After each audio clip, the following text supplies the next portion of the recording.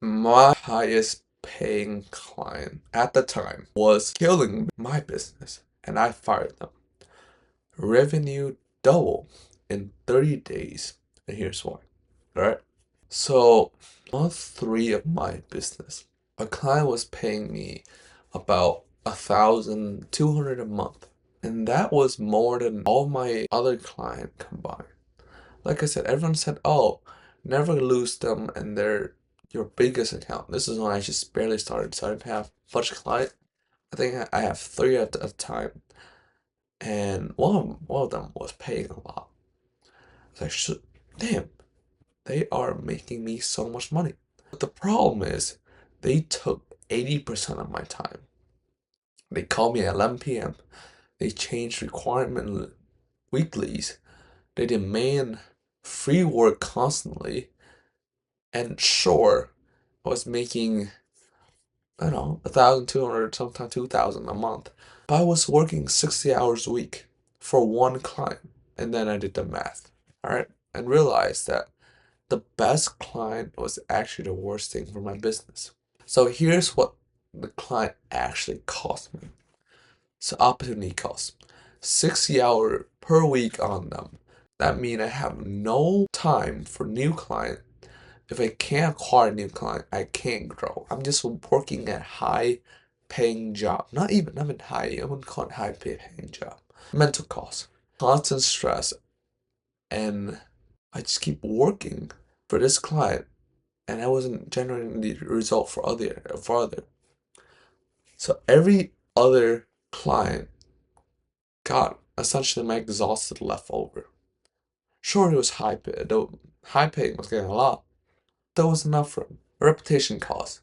I was always busy. I looked desperate, and I wasn't successful.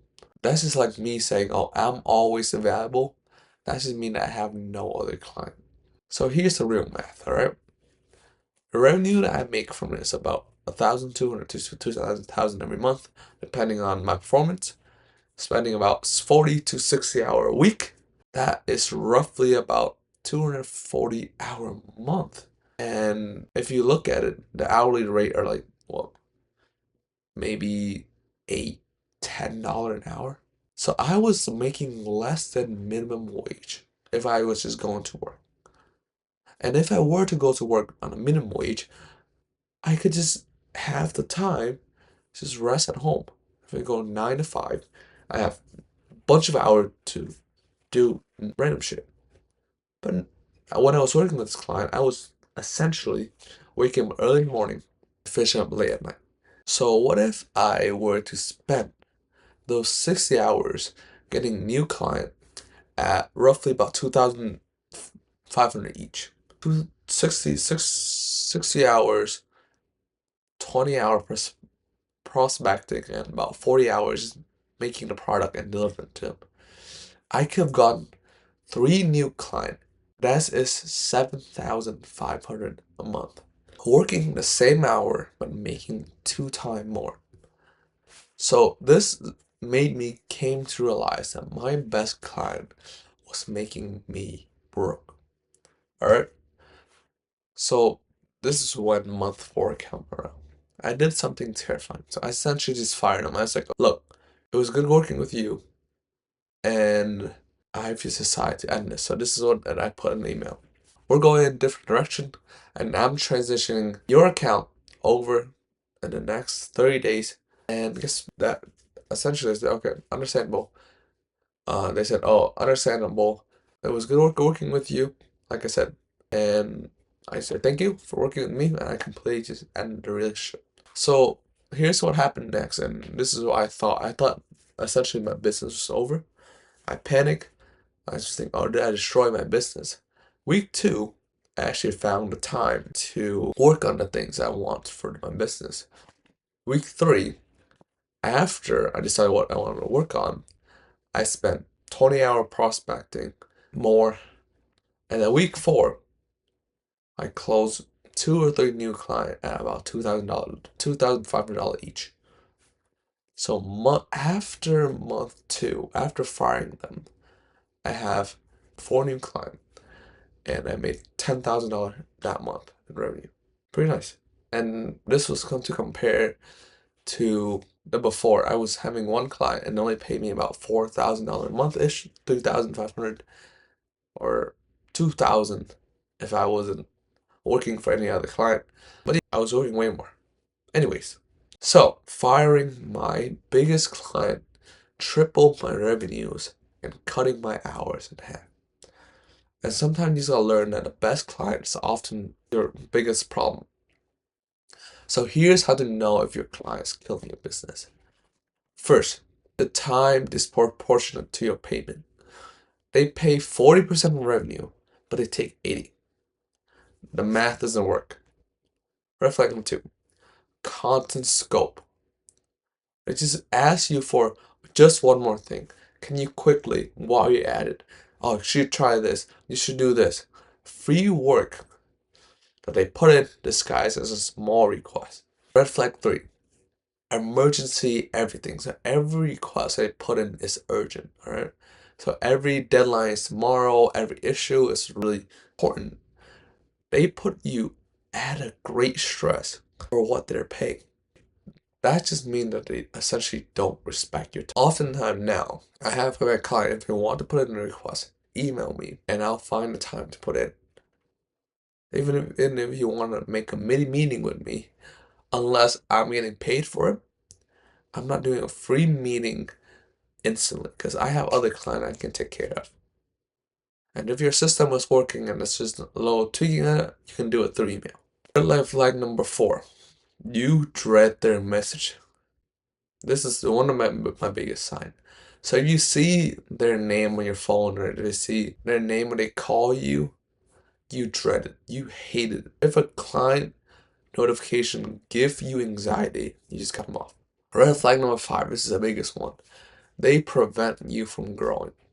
You can't take a new client because of them. You can't improve your service because you're essentially fixing everything that they broke. You can't raise price because you're essentially dependent on them. They're not your client. They're essentially a trap that's just paying you for not a lot. Alright? So here's a test that you want to look at. If this client disappeared tomorrow, if you fire them, or if you should stop working with them for a decent month, would you feel relief or feel devastated? If your answer is B, even slightly, fire them. Alright? And a client that prevent growth isn't a good client. They're a expensive distraction, right? So here's how you actually end a relationship with someone. So first, if this is possible, find a replacement revenue first. So don't fire them until you have 50% of your revenue replaced. Like I said, this isn't required, but it helps with the confidence that you can cut them off. Next, give them a professional notice. 30 days out or like 2 week out. You can say, oh, we decided to move on to a different direction. This will be your final month. I'll do the work until this month. And that's it.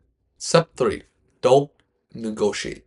If you are decided on ending a relationship with them, if they offer you more money or they offer you to change, that they'll change or something like that, they'll guilt trip you into it. Hold firm because with more money, there's still a trap. It's either a really sweet trap or not. The level of sweetness of a trap doesn't change that it's a trap. Except for transition. Like I said, you document everything, hand off everything, and essentially leave no loose end, NDA, all of that. Alright? Step 5, move on. So after the find that you work with them, just don't stay in contact with them. Don't leave their number on your phone. If they want to contact you, you can do it through a business line where your secretary handle all of that. That's pretty much it. Alright? So that's how you essentially fire your client and double your revenue if they're trapping you in a non-growth cycle. So that's pretty much it for this video. I hope you found something helpful out of this. But other than that, if you want 5 to 10 qualified client a month, every single month, or check out my auto seller generation course below. That is essentially my cumulative effort of everything that I've learned over the past 2 years of business and automation combined into one, so it could help you get clients as best as possible. Other than that, later.